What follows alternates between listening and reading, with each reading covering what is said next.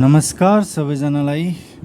आज म bachelor in civil इन्जिनियरिङको soil मेकानिक्सको यो 5th सेमिस्टरको यो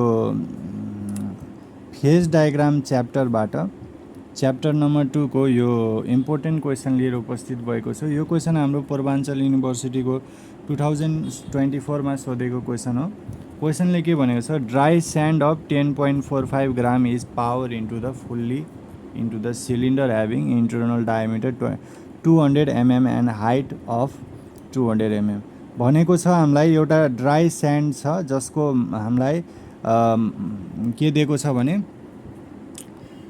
वेट दिएको छ 10.45 ग्राम वेट दिएको छ र यो ड्राई स्यान्डलाई के गर्यो भने हामीलाई सिलिन्डर भित्र हाल्यो र त्यो सिलिन्डर जुन सिलिन्डर भित्र हालेको थियो त्यसको इन्टरनल डायमिटर हामीलाई 200 mm दिएको छ र हाइट चाहिँ हाम्रो 200 mm दिएको छ।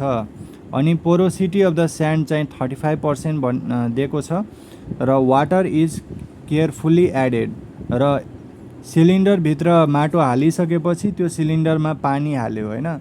पानी कति बेलासम्म हाल्यो, जबसम्म माटो चाहिँ स्याचुरेसन हुँदैन तबसम्म पानी चाहिँ हालिन्छ त्यसमा।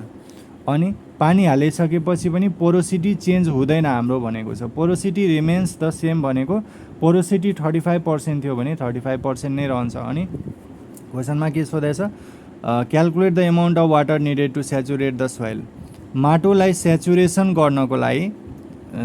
गर्नको लागि कति पानी चाहिन्छ, एमाउन्ट अफ वाटर निकाल्न भनेको छ। अनि स्पेसिफिक ग्राभिटी अफ द स्यान्डको स्पेसिफिक ग्राभिटी पनि निकाल्न भनेको छ। अनि water content of the sand at saturated कन्डिसनमा कति हुन्छ वाटर कन्टेन्ट त्यो निकाल्न भनेको छ। र अर्को चाहिँ हाम्रो amount of water needed to produce, degree of saturation 80% पुगाउन कति पानी चाहिन्छ त्यो निकाल्न भनेको छ। ल अब पहिला गिभेन डाटा लेख्छु। वेट अफ ड्राई स्यान्ड भनेको WD भनेको 10.45 ग्राम अनि इन्टरनल डायमिटर भनेको सिलिन्डर भनेको 200 mm दिएको छ। लाई मैले सेन्टिमिटरमा कन्भर्ट गर्छु कसरी त, अब 10 मिलिमिटर भनेको 1 सेन्टिमिटर हुन्छ अनि 1 मिलिमिटर भनेको 1/10 mm हुन्छ होइन। त अब लाई सेन्टिमिटरमा कन्भर्ट गर्न 10 ले डिभाइड गर्नुपर्ने हुन्छ हामीले। त 200 लाई 10 ले डिभाइड गर्दा 20 सेन्टिमिटर आउँछ होइन। अनि त्यसपछि हाम्रो हाइटलाई पनि 200 दिएको छ, 200 लाई 10 ले डिभाइड गर्दा सेन्टिमिटरमा कन्भर्ट हुन्छ। त्यसपछि अब हामीलाई डायमिटर र हाइट दिएको छ भने भोल्युम हामीले निकाल्न सकिहाल्छौँ। भोल्युम भनेको एरिया इन्टु हाइट हुन्छ। एरिया निकाल्नको लागि हामीलाई डायमिटर दिएको छ, डायमिटर भनेको πd²/4। अब डायमिटर दिएको छ भने एरिया निकाल्ने फर्मुला πd²/4 हुन्छ इन्टु हाइट हुन्छ होइन। अब हाम्रो के छ, भने यो भ्यालु हाल्ने, डायमिटर 20 अनि हाइट 20 हालेपछि भोल्युम आउँछ, भोल्युम 6280 सेन्टिमिटर क्युब आउँछ। अनि पोरोसिटी अब हामीलाई दिएको छ 35%, 35/100 गरेर पोरोसिटी 0.35 आउँछ होइन।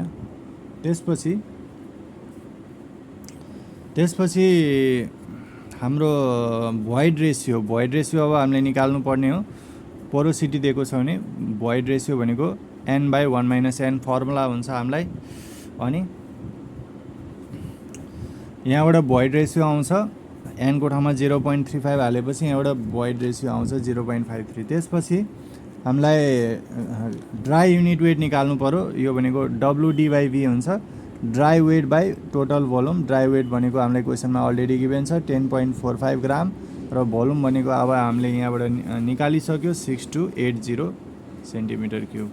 र यो भ्यालु अब यहाँ हाल्छु 6280, त यहाँबाट ड्राई वेट आउँछ 0.00166 ग्राम पर सेन्टिमिटर क्युब होइन।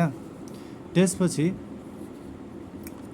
के आउँछ भने त्यसपछि हाम्रो क्वेसनमा स्पेसिफिक ग्राभिटी पनि सोधेको छ। यहाँबाट गामा डी भनेको G into gamma W 1 + E हुन्छ। G भनेको हाम्रो gamma D into 1 + E by gamma W हुन्छ। गामा डी भनेको मेरो कति आएको छ, गामा डी भनेको मेरो 0.00166 आएको छ। अनि भोइड रेसियो भनेको मेरो यहाँबाट हामीले निकालिसक्यो 0.53 यो भ्यालु गएर यहाँ हाल्छौँ अनि गामा डब्लु भनेको 1 त यहाँबाट स्पेसिफिक ग्राभिटी क्याल्कुलेसन गरेर आउँछ 0.0025 त अब यो चाहिँ हाम्रो स्पेसिफिक ग्राभिटी क्वेसनमा सोधेकै थियो त यो हाम्रो आइसक्यो। अब हामीलाई के निकाल्नु पर्यो amount of water needed to at saturated condition. त गामा स्याचुरेटेड कन्डिसनमा निकाल्नुको लागि पहिला स्याचुरेटेड युनिट वेट निकाल्नु पर्यो। गामा स्याट भनेको saturated unit weight G + E/1 + E * gamma डब्लु। G भनेको स्पेसिफिक ग्राभिटी 0.0025 आएको छ, भोइड रेसियो 0.53 हाल्ने तलमाथि, अनि गामा डब्लु भनेको 1। यहाँबाट गामा स्याट भनेको 0.34 आउँछ।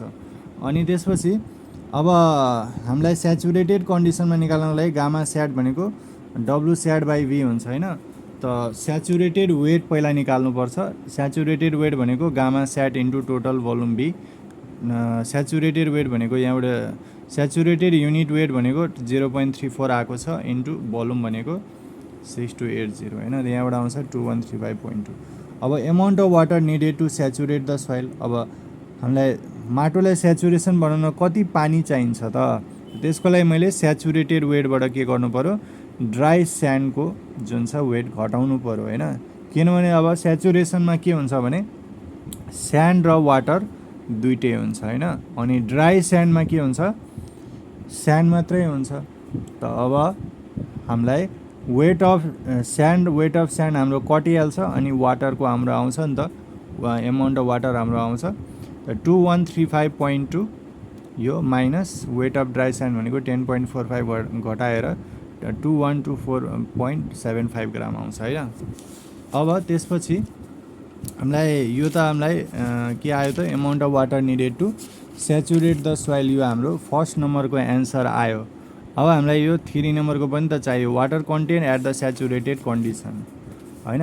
त त्यो निकाल्नको लागि अब हामीलाई स्याचुरेटेड कन्डिसनमा हामीलाई के हुन्छ त स्याचुरेटेड कन्डिसनमा डिग्री अफ स्याचुरेसन 100% हुन्छ कि, त्यसैले एसआर भनेको 100/100 गयो भने 1 आउँछ। एसआर इन्टु ई भनेको डब्लु इन्टु जी हुन्छ। अब एसआर 1 हुँदाखेरि वाटर कन्टेन्ट पहिला निकाल्नु पर्यो। त यो भनेको एसआर इन्टु ई बाई यो जी, एसआर इन्टु ई जी चाहिँ यता जान्छ अनि जी एसआरको ठाउँमा 1 हाल्छु अनि यो भोइड रेसियो 0.53 आएको थियो। अनि यो जी स्पेसिफिक ग्राभिटी भनेको 0.0025 हाम्रो आउँछ, यहाँ हाम्रो आएको थियो। अब यहाँबाट हामीलाई धेरै नै आउँछ कि वाटर कन्टेन्ट, किनभने यहाँ स्पेसिफिक ग्राभिटी 0.0025 आएको छ, त्यसैले 21200 आउँछ। अब स्पेसिफिक यो चाहिँ हाम्रो वाटर कन्टेन्ट आयो हैन स्याचुरेटेड कन्डिसनमा। अब डिग्री अफ स्याचुरेसन 80% हुँदाखेरि हामीलाई कति हुन्छ वाटर कन्टेन्ट, त्यो पनि हामीलाई निकाल्नु भनेको छ नि त। Water amount of water at 80% degree of saturation. त त्यसको लागि डिग्री अफ स्याचुरेसन 80 छ भने 80/100 गर्छु 0.8 आउँछ। त्यसपछि हामीलाई अब यो युनिट वेटको फर्मुला लाउँछौँ gamma equal to G plus SR into E gamma W + E. G भनेको 0.0025 प्लस एसआर भनेको 0.8 इन्टु ई भनेको भोइड रेसियो 0.53 अनि यहाँ पनि ई भनेको 0.53। यहाँबाट गामाको भ्यालु आउँछ 0.27। अब गामा आइसकेपछि अब हामीलाई वेट पनि आइहाल्छ। गामा भनेको टोटल वेट बाई भोल्युम हो, त वेट भनेको गामा इन्टु भोल्युम हुन्छ। त गामाको भ्यालु 0.27 इन्टु भोल्युम भनेको 6280 मेरो चाहिँ भोल्युम आएको छ हैन। 6280 नै आएको छ नि त भोल्युम। त अब यो मल्टिप्लाई गरेर वेट हाम्रो आइहाल्छ 1695.6। अब यो त हाम्रो स्याचुरेटेड कन्डिसनको अब हामीलाई निकाल्नको लागि amount of water needed to produce the degree of saturation 80% भनेको अब यो यताको यो स्याचुरेटेडको वेटबाट अब ड्राई मासको वेट हामीले घटाउनु पर्यो 10.45 घटाएर अनि 1685.15 आउँछ। त यति गर्नुपर्छ, त्यो क्वेसन सक्यो।